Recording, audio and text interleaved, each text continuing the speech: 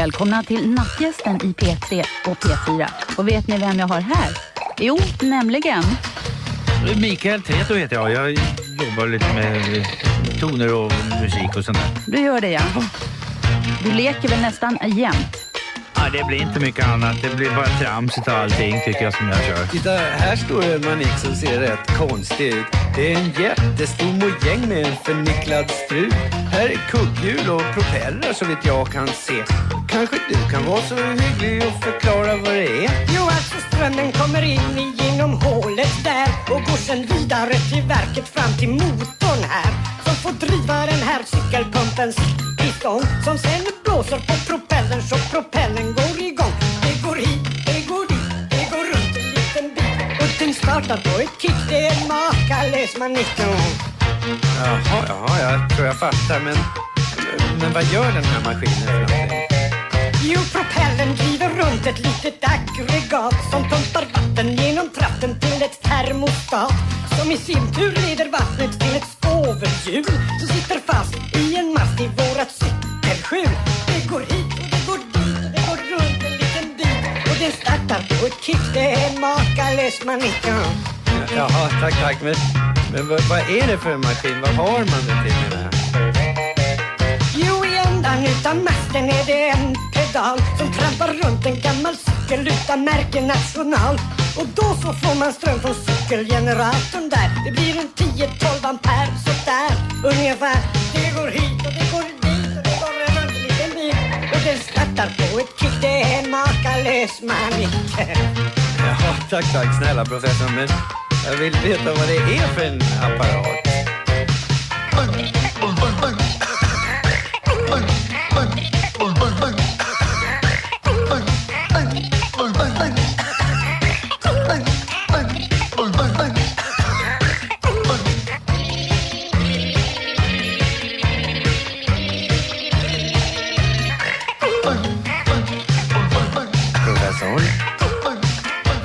Professor, jo, det var vi ville veta vad det är. Jo, alltså strömmen som man får från generatorn då, det är just precis så mycket att manicken börjar gå. För så strömmen går tillbaks igen till början hela tiden.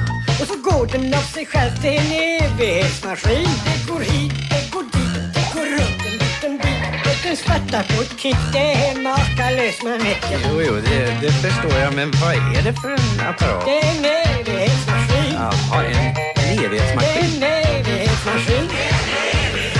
Det är en evighetsmaskin. Det är en evighetsmaskin. Det är en evighetsmaskin.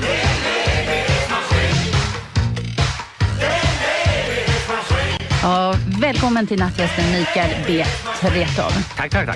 Ja, det har varit kul att hålla på som en evighetsmaskin här, men vi har en timme på oss i alla fall att leka och vara lite smågalna. Hur ska vi hinna? Ja, hur ska vi hinna med? Men vi får stoppa in allt vad vi kan här på den här timmen. Ja. Det var faktiskt 1986 där Svensktoppen, den makalösa manicken, den låg där på Svensktoppen 1986 faktiskt. Och på Trax-listan. Det var en succélåt för dig det här. Det var en crossover-hit som det heter. En crossover, över alla fält liksom. Över alla genrer och så, ja. Ja. Men manicker, ja. Det är sådana du håller på med hela tiden hemma. Du har en studio hemma i Bromma, eller hur? Ja visst, det är ju det som är så kul att jag har det. Det har jag drömt om sedan jag var liten och sen så är det faktiskt sant, jag har en studio. Mm. Och det är ingen Likströms studio längre. Nej. Du var det en gång? Nej, det var som, när jag växte upp så hade vi ju Likström hemma och det fanns ju inga roliga grejer som var gjorda för Likström. Det fanns allströmsradio och glödlampor, det var ungefär det ballaste man kunde få tag på för Likström. Du hade en batteriradio då som pappa fixade åt dig? Ja, batterigrammofon och batteribandspelare fick jag ha sådär. Mm. Men du började redan som liten, alltså höll du på att mecka? Ja, det började med att jag såg i Lyckoslanten hur en pojke själv kunde bygga en radio, en kristallmottagare då. På den tiden kunde man använda kristallmottagare i Sverige.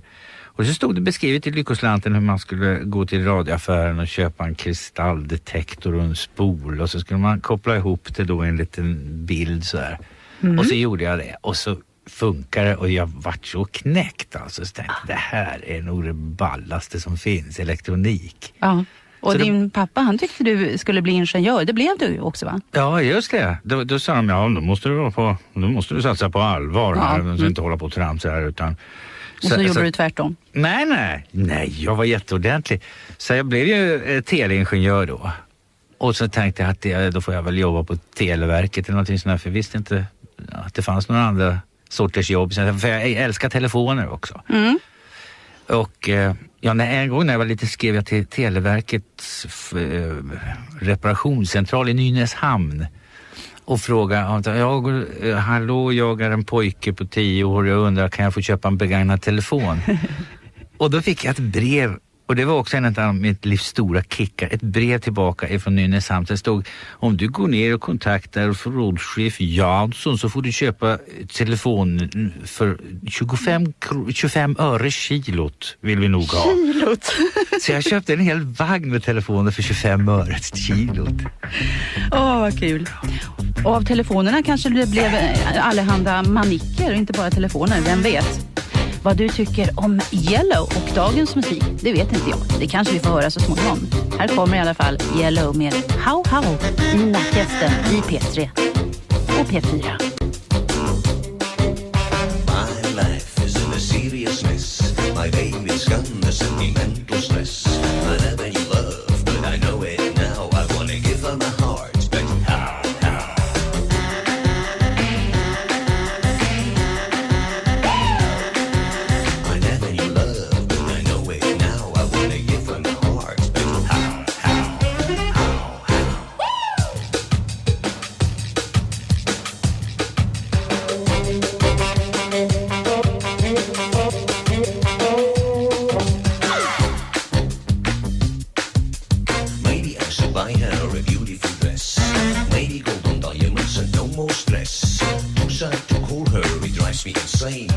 She's on the line and tells me don't be vain.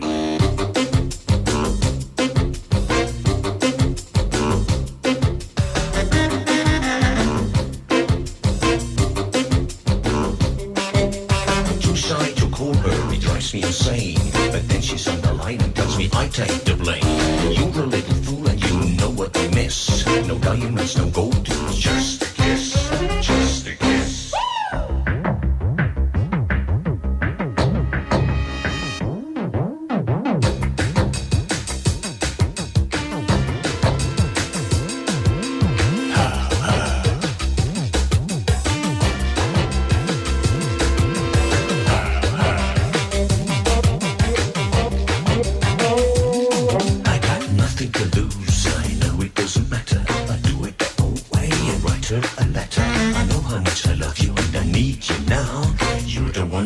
And you tell me how.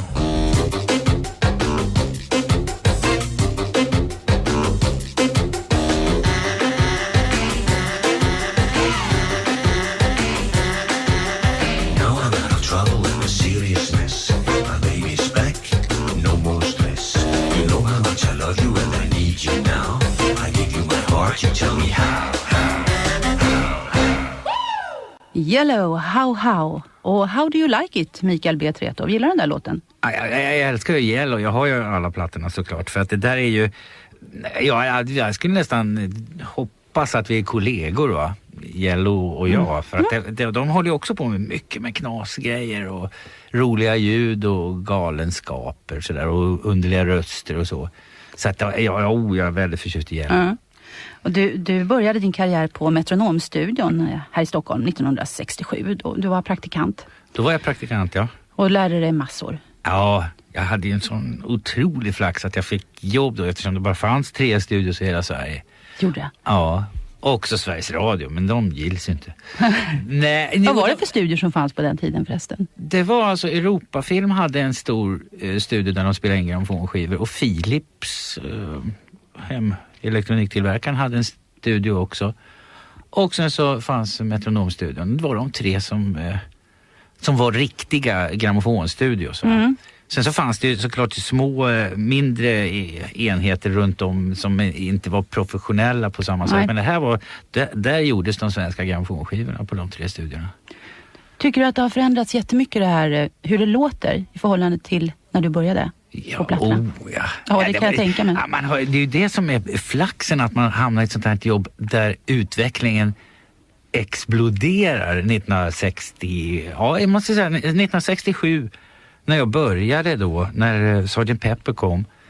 Sen har det ju varit 183 i alla fall på att uppfinna nya grejer och nya ljud och ny apparatur, och utvecklingen går ständigt framåt.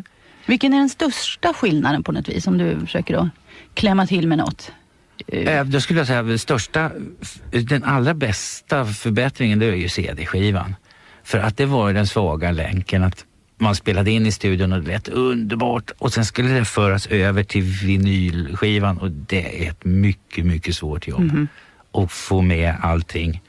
Så att CD-skivan är en mycket stor framgång. Du var nyligen i London och kom över någon ny outgiven låt här. Du får berätta vad det är. Det var, jag har ju alltid gillat The Band också, eftersom det började ju med naturligtvis att de kom på Bob Dylan, så att man varit intresserad av dem. Men så kom den här Music från Big Pink, och det var ju så bra, tyckte jag. Så jag har alltid följt dem, och sen så råkade jag stöta på en kille som sa att jag har en outgiven The Band där som de håller på att skaffa sig kontrakt för. Så det är ingen bootleg eller så, det är inget mystiskt med den, utan det är en förhandskopia. Råkar stöta på en kille så här på gatan? Nej, han jobbar i studion. Ja. Och så fick jag den där plattan av honom. Skoj. Så det är en kanonlåt som heter Stand Up där.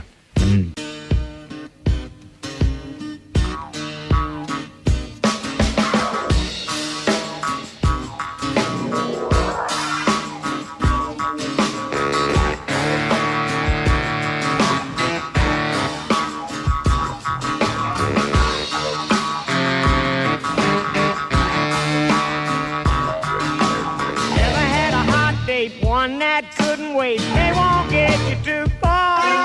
In the middle of a good night, have you got a ride in the backseat of your car? Stand up, have you ever been there? Stand up, identify. Stand up, tell us all about it. Stand up and testify.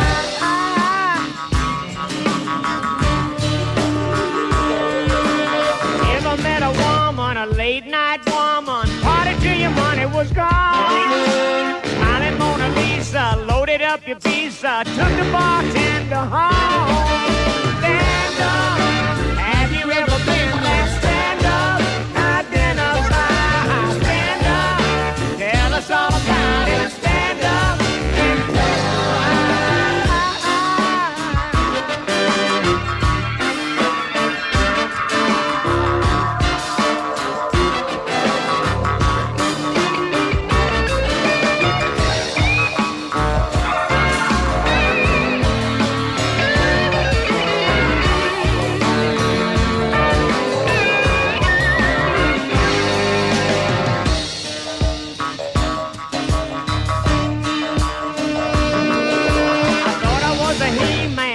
Just for me, man, I know just what to do. Thought I was a hero, she rated me a 0. Honey, you ain't through. Stand up, have you ever been there? Stand up, identify. Stand up, tell us all about it. Stand up and testify. Stand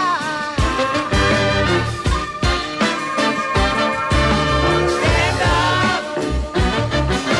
Stand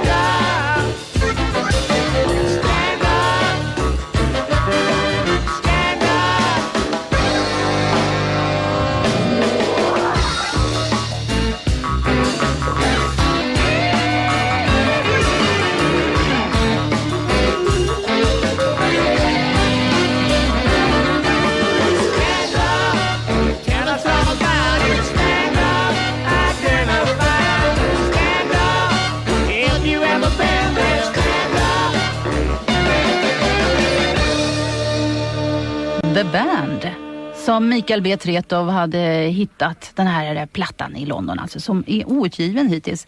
När började de härja, de här The Band? Det var på tidigt 60-tal. De spelade med Ronnie Hawkins och hette The Hawks egentligen. Och sen så började han så småningom köra på egen hand och skaffa sig den här kåken i Woodstock, Big Pink. Och så träffade de Bob Dylan och så resten är historia, ja. De största hittarna, The Weight. Ja, The Weight och The Night They Drove All Dixie Down och ja, de har haft lite så här, de har aldrig haft något riktigt fläskigt sådär av någon underlig anledning. Men alla som håller på med musik älskar dem, tror jag. Annars, din egen musiksmak, vad är det som ligger dig närmast? Vad gillar du mest? Ja, det är allt som är på det här sättet. Det kan vara... Som har feeling, eller? Ja, och som är lite... Jag är lite sådär stompigt och jag gillar stompiga, konstiga saker. Men jag gillar... Ja, som hiphop så är jag ju väldigt förtjust i, eftersom det är också tekniskt väldigt galet, va. Det är ju dårar som huserar i studion och de klipper hur de vill och de gör de mest bizarra ljud och de drar sig inte för någonting och det tycker jag är jättekul naturligtvis. Det är klart, det gör inte du heller. Nej, drar det för något. Hoppas på det. Men du har sagt någon gång att svarta musiker är bäst, alltså att vita är bara bleka kopior av Ja, alltså svarta. vi borde inte få hålla på med musik. Beatles, Free as a Bird här i Nattgästen i P3 och P4 där jag sitter och pratar. Jag leker med Mikael B. Tretow skulle jag snarare vilja uttrycka saken. Barnen har betytt mycket för dig. Du har 2 egna barn. Ja. Rasmus och Sofia. Just precis. Och Rasmus, han är 11 år. Han är yngst. Han är yngst, ja. Leker du med honom i studion? Han måste ju tycka att det är toppen att ha en sån här studio hemma i huset. Nej, han har inte kommit till det än. Han är kemist. Han ska bli kemiprofessor när han blir stor. Ja, men han är intresserad av elektronik. Han börjar bli intresserad av elektronik. Och lite av musik också. Han krossade mitt hjärta när han var 3-4 år. Han sa, jag tycker inte om musik. Det var det dystraste besked jag fått på länge. Ja, det förstår jag. Men det han ändrade sig på nu. Sen han fick höra Michael Jackson och sådär som var bra. Men du har själv gjort barnskivor. Du har pratat in din röst i tecknade filmer. Ja. Och Bert-filmen, Den sista oskulden. Den är du med i, va? Ja, och Jönssonligan, den för unga där. Ja. Jönssonliga-filmen, vad heter Cornflakes-kuppen. Den som går på bio nu. Den har jag gjort musiken till också. Gjort musiken till, ja. Och så är du skådis i Bert-filmen, va? Ja, men det är i Jönssonligan också. Du är en bra skådis, säger de. Jag kan förstå att du är det. Jag gestaltade en sprängarbas. Jag levde ju med sprängarbaser i 3 veckor innan där, så att jag kunde nu var det bara 8 sekunder eller någonting. Nej, det var inte 8 sekunder ens i filmen. Men jag hade lagt ner mycket research på den rollen och så klipper de ner det så att det känns lite bittert ibland. Du levde med sprängarbaserna i 3 veckor innan. Ja, men så var det rätt. Jag gestaltade en skolfotograf i Bert-filmen. Just det. Och det var ju mycket lättare. Och han uppskattar ju min insats, Thomas Alfredsson där. Visst, det gjorde han. Jag såg den där scenen. Du såg verkligen koncentrerad ut, kan man säga. Ja, precis. Precis, ja. Men det är ju bra att du får tid över att vara i din studio och göra såna här vansinnigheter som Tutti Frutti, som vi ska höra nu. Jag vet inte vad det här är. Kan du berätta någonting? Nej, egentligen så är det en idé från Kjell Svanberg som skrev en jätterolig sån här kåseri där han läxade upp sina barn för att de lyssnar på vit pop, va? Och så att det vad är det för oväsen du spelar, va? Och det är precis likadant som min pappa sa till mig, vad är det där för djungelvrål du lyssnar till när jag spelade mina plattor, va? Och samma säger dagens fäder, men utav andra skäl, va? Nämligen att de tycker att det ska inte vita hålla på och sjunga såna här, det är ju negermusik. Det ska vara äkta neger. Det var i torsdags som jag blev galen på min yngste son Kjell. Hela huset liksom fylldes av ett dån. Jag undrar var det kom ifrån. Så fattar jag till slut att det var grabbens grammofon. Det lät som Mumintrollens varningsskrik. Jag rusade upp och vrålade. Ska det vara musik? När jag var ung så lät det inte så det futtigt. Här var mera spruttigt. Jag sa Little Rickas gamla fina Tutti Frutti. Tutti Frutti, där har du ett lysande exempel på en jättegrov melodi. Tutti Frutti, packa i det både rätt. En grabb med bättre kan det inte bli. Tutti Frutti, det är både ord och både vis och råd.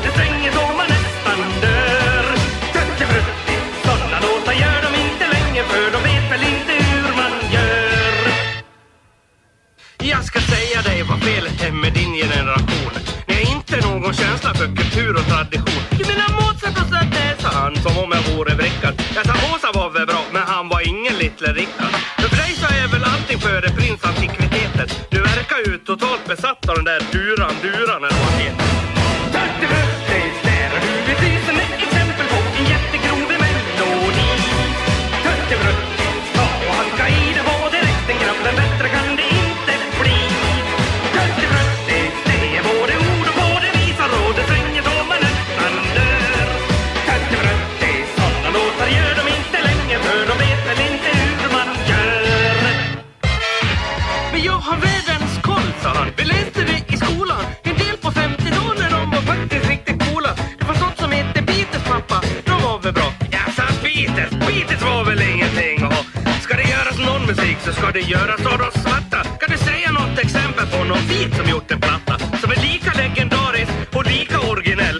Om du säger duran igen så åker du på en smäll. Hej!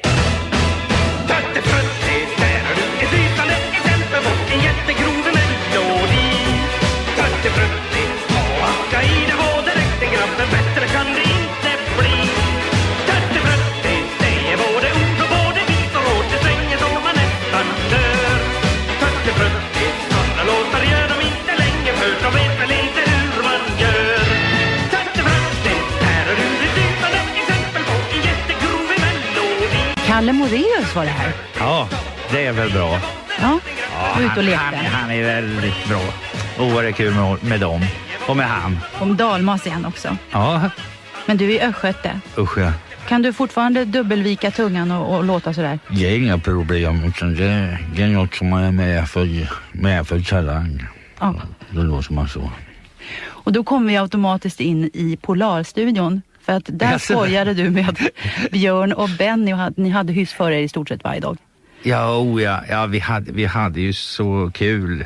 Det var ju det var halva grejen med de där plattorna. Dels gick det ju bra att sälja dem, vilket var väldigt kul, men det var ju också det att det var kul att göra dem. Så att det var glada dagar där. Det var det.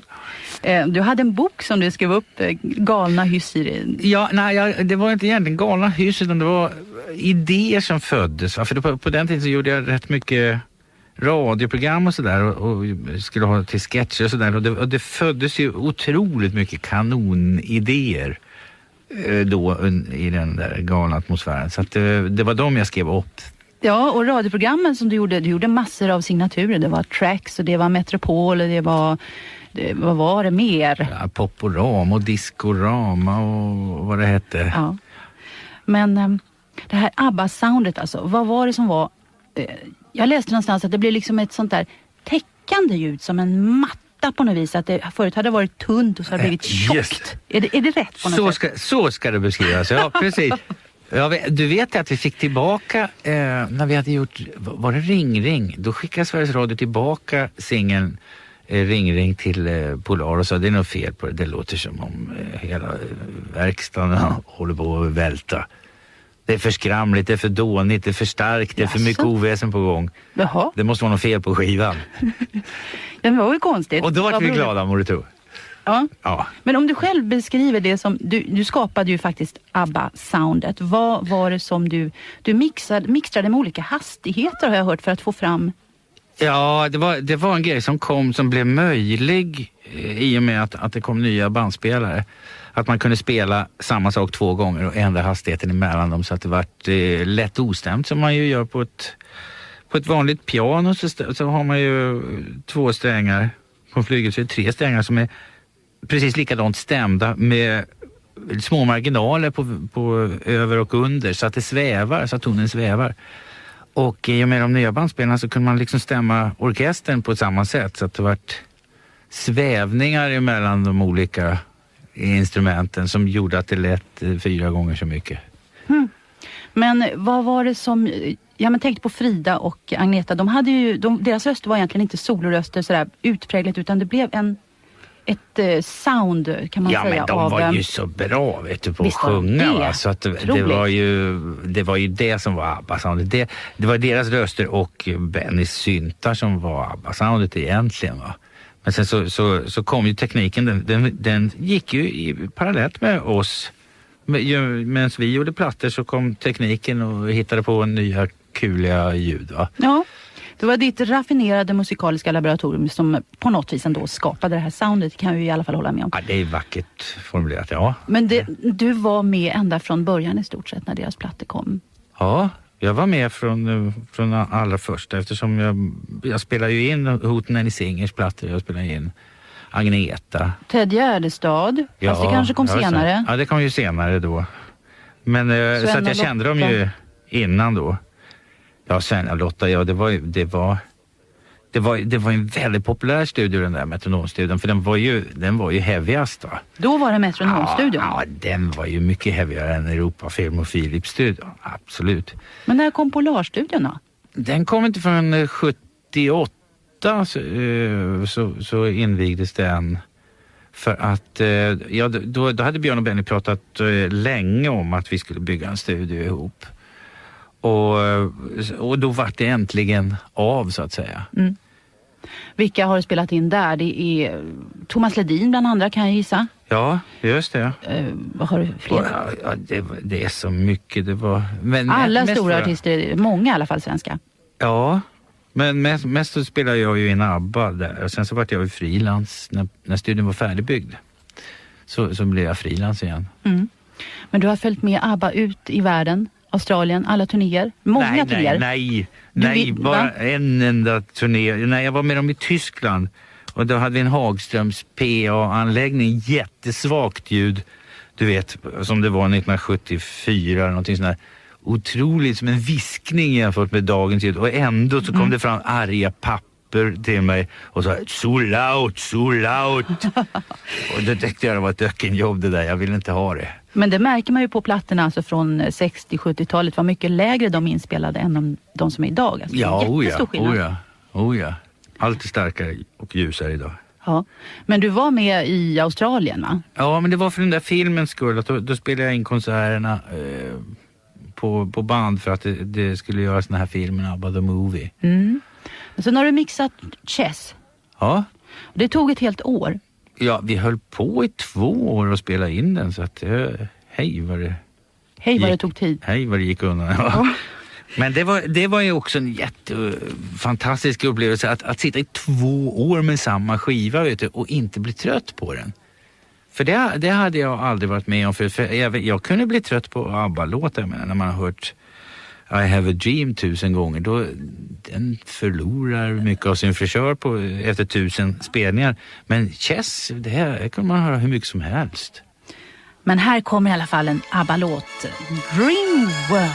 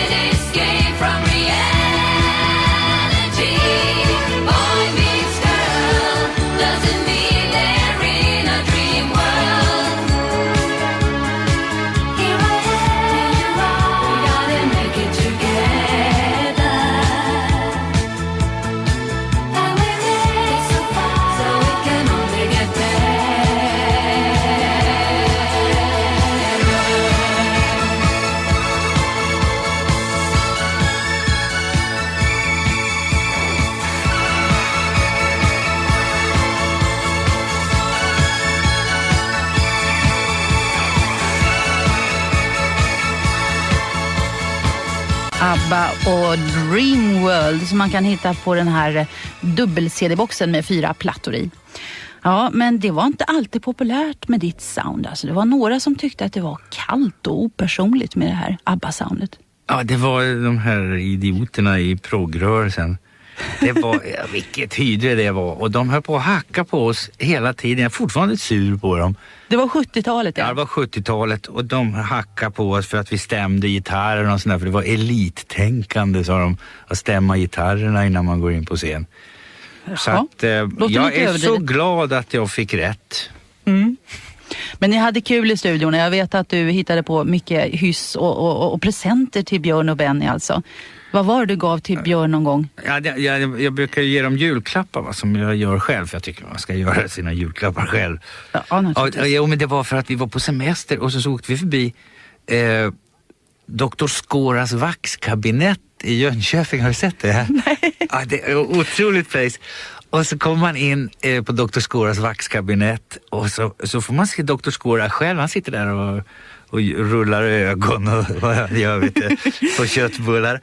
Och så hade de en Elvis där som var bara 1,11 lång och otroligt svartmuskig. Så att det var ju himla lovande tyckte jag. Och sen så kom vi in i ett rum och där stod ABBA då. Och de såg så himla kul ut, vet du. Så att så hade jag min semesterkamera med mig så jag tog porträttbilder på de här ABBA-figurerna.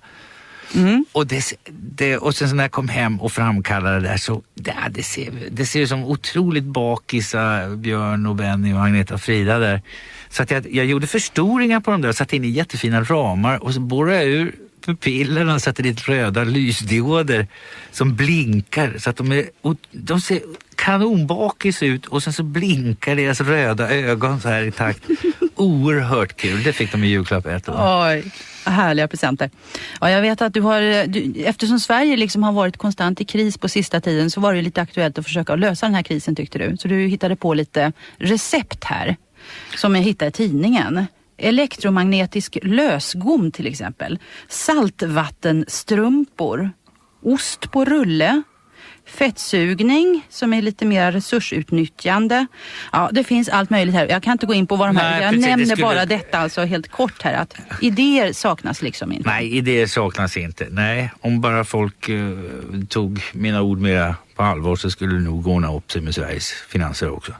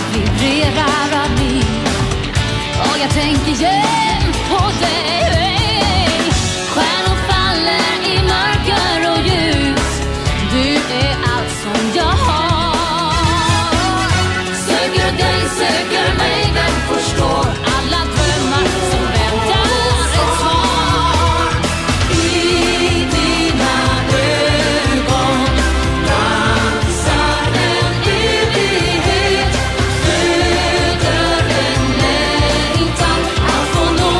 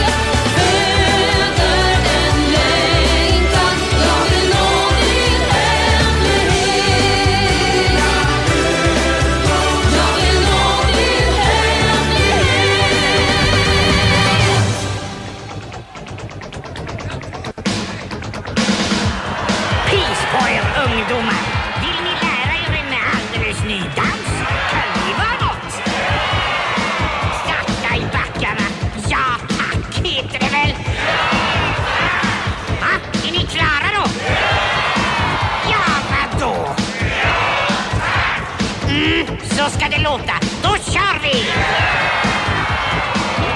Den tar fram som en tornado över hela vårat land. Ni vet en sån där dans som brukar komma fram ibland. Det hottaste som hänt inom balletten på ett år. Ställ upp er på ett led så ska jag visa hur den går. Cybertango, jag kan lova att ni tycker den är ball. Om man jämför det med softis är det ball i alla fall. Cybertango, om ni bara ställer upp på er en chans ska ni aldrig någonsin mera dansa någon annan dans. Ja, det här är så maxat som det bara går att få.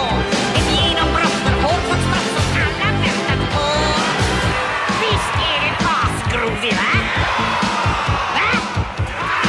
Han skulle vara ännu asgroovigare om ni kunde visa lite hyfs och så tackar allra mjukast istället. Man ställer upp sig på en rad med fingrarna runt grannens hals. Och sen så ska man klämma till så att han inte har en chans. Så börjar ni rotera tills ni båda saknar luft. Jag kan väl inte hjälpa om det blir en smula tufft. Cybertango, ni får med det att visst är den genial. Och dessutom är det så att den är underbart brutal. Cybertango, om ni bara ställer upp och ger en chans ska ni aldrig någonsin mera dansa någon annan dans. Ja, det här är så maxat som det bara går att få. Ett genombrott för hårdfotsbrott som alla väntar på. Turn on, tune out, drop in. Är det inte toppen? Vänta nu, jag är faktiskt kapten i hemvärnet. Ni kanske skulle tänka på det. Tackar allra mjukast kapten heter det. Du tar ett stadigt tag i öronen på han som står framför. Och vrider sakta runt om tills han verkar att bli mör. Du fattar kanske sakta men nu börjar du förstå. Nu kanske det går upp för dig hur valserna ska gå. Cybertango, ni får med det att ni skriver genial. Cybertango, ja, Mikael Bredseth. Och vad har du nu hittat på igen? Nej, det där var egentligen, du vet, vi höll på och skulle hitta på en film, Jonas Frick och jag, om en dans som skulle vara farlig. Du vet, de sa ju jämt att rock'n'roll var så farligt när det kom och sådär, att det uppmuntrade till ungdomsbrottslighet och sådär. Så att vi tänkte att vi skulle göra en film om en dans som verkligen var fysiskt farlig, så man kunde dö. Så att vi hade avancerade planer på det där. Vi skrev en manus och allt möjligt och det var nästan klart. Filmen skulle heta Dunka Dunka. Men så var den aldrig av. Och så då hade jag den här låten då som handlar om hur den här dansen utförs. Men för att få lite kuligare så lät jag en militär leda allsången. Och han kräver allt mer respekt för varje vers som går, så blir den här låten brutalare och brutalare. Ja, vi ska tacka allra mjukast. Ja, precis. Han kräver mer och mer respekt så publiken ska vara med på noterna. Och sådär. Ja, det är bara fint. Okej, men i ditt jobb, alltså dagligdags då, vad gör du egentligen idag i din studio för att förtjäna ditt levebröd, om du nu behöver göra det? Ja, jag håller på att förtjäna det varje dag jag gör jinglar och vignetter och reklammusik, och sen så gör jag lite långfilmsmusik när jag får den chansen. Är det något speciellt som du håller på med nu som du vill berätta om? Långfilm eller så? Nej, det är ju inte det. Det skulle jag vilja ha. Det kommer nog. Ja, hoppas det. Nu är det dags för en jingle. Nej, det behövs ingen jingle här. Jag tänkte att vi skulle gå direkt. Visst är det dags för en jingle. Nej, sa jag ju. Det ska inte vara någon jingle här. Vi ska istället fortsätta direkt. Nu är det dags för en jingle. Nu är du tyst, annars drar jag ur sladden. Ska du ha en brottintent? Vad sa du? Ska du ha en brottintent? Du kanske vill smaka på stora elektromagneten, va? Jag försöker bara göra mitt jobb faktiskt. visst, bli inte alldeles förstörd nu, men det finns ju ändå vissa Ingen förstår mig. Nej, men ta det inte så. Det var ju bara det att det inte behövdes någon jingle just på det stället. Du kan väl... Jag är så ensam. Okej, ta dig samman nu. Vi tar en jingle här, då blir det bra då. Ja, okej, kör en jingle nu då. Jag vet inte vilken jag ska ta. Ta vad som helst så vi får ett slut på det här. Ingen förstår mig. Nej, börja inte nu igen. Ta vad som helst. God morgon, Mjölby. Här kommer veckans hund. Hund? Kan du inte ta den där nu kommer nästa skiva istället? Nu kommer nästa skiva. Ja, nu kommer nästa skiva och det är ingen mindre än utan precis lika stor skiva som den föregående. Det här är också en longplaying-skiva. Now is your crew. Close to the dark star or the brightest star. Come in, Sting. We rode all night across an endless desert. We had no moon to light our way. And though a million stars were slowly turning, we're like the consciences to bring. Our horses running like a devil chases. Those feet, they hardly touch the ground. Yes, I'm familiar with the grey wolves howling, but I'm certain I've never heard this sound.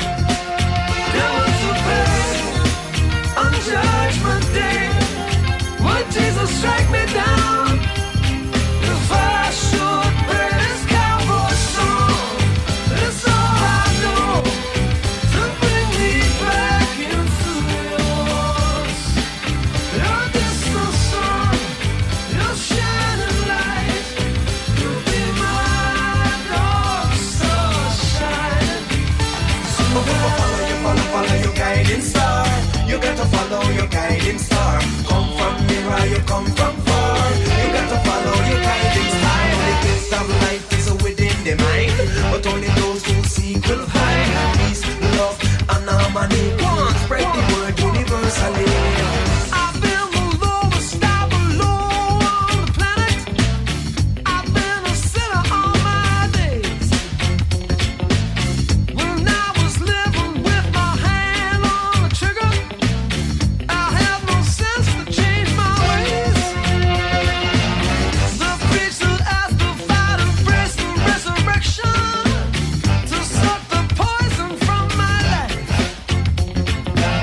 Just like an existential cowboy villain, this was a ballast on my life.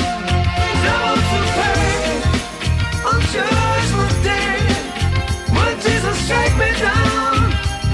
If I should pray this cowboy song, it's all I know to bring me back into yours.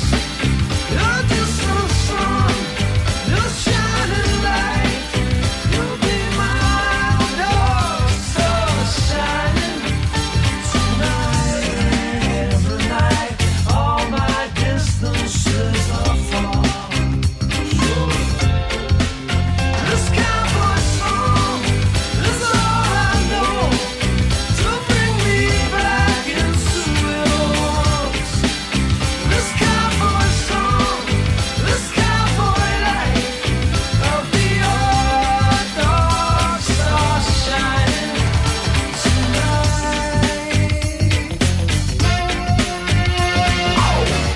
Dark Star. Follow your guiding star. You got to follow your guiding star. Come from far, you come from far. You got to follow your guiding star. The gift of life is within the mind, but only those who seek will find peace, love, and harmony. One, spread the word universally. Follow your guiding star. guiding star. Come from me while you come from far. You got to follow your guiding star. Sting var detta här i nattgästen i P3 och P4. Ja, klockan börjar bli mycket, tiden går så fort när man har kul och vi ska sluta med Lille Gerhard och du får faktiskt berätta varför. Men innan vi gör det, vad tror du om framtiden och tekniken? Hur kommer vi att ha det framöver med alla våra datorer? Ja, det blir bara kuligare och kuligare för varje dag som går. Ja, för dig är det väl inget problem i alla fall? Nej, men det är väl inte för någon annan heller, för de blir mer och mer lätt åtkomliga, va? Alla har möjligheter att ha en egen ekokammare. Det tycker jag är toppen. Lille Gerhard till sist, ja. Varför valde du ut det här? Nej, men det var för att jag hade gjort låten. Och så spelade jag då instrumenten. Så Lille Gerhard frågade mig om jag ville göra en låt till honom. Han är ju min gamla idol, vet du, från 50-talet där. Så att jag var ju jättesmickrad. Så att Lille Gerhard och Rockragge och Boris och Rock-Olga är med på den där.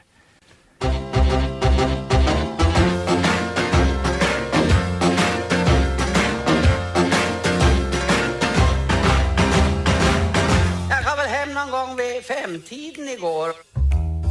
Jag gick till mitt barskåp för att blanda till en tår.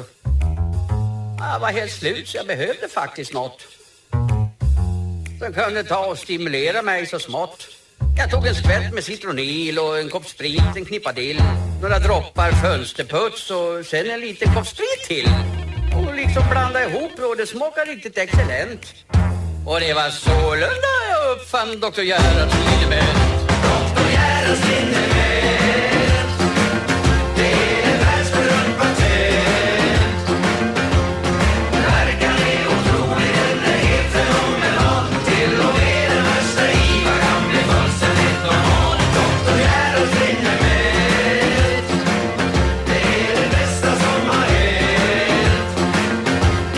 Forskarna står frågande och fattar inte något. Att det kan vara så effektivt och ändå smaka så pass gott. Jag hade svårt att twista, kroppen var för stel. Och inte fattar jag väl vad det kunde vara för fel. Det liksom gnissla bara när jag svängde loss. Det var väl åldern som tog ut sin rätt förstås. Jag var förtvivlat desperat, min karriär så gott som slut. Fanns det ingenting att göra som man blev liksom förut. Så fann jag linimentet, ja ibland så har man tur. Jag twistade som vilt att alla plomber trillade ur. Dr. Gerhards liniment, det är en världsberömt patent. Verkan är otrolig, den är helt fenomenal. Till och med den värsta IVA kan bli fullständigt normal. Dr. Gerhards liniment, det är det bästa som har hänt. Forskarna står frågande och fattar inte något. Att det kan vara så effektivt och ändå smaka så pass gott. Jag bara röjde, hade ingen disciplin. När natten kom blev jag förvandlad till ett svin. Jag levde uteslutande på aspirin.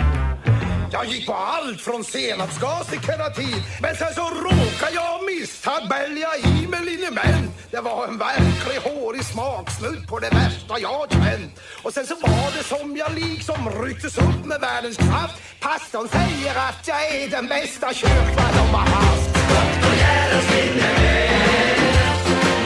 det är en världsberömt patent. Verkan är otrolig, den är helt fenomenal. Till och med den värsta IVA kan bli fullständigt normal. Dr. Gerhards liniment, det är det bästa som har hänt.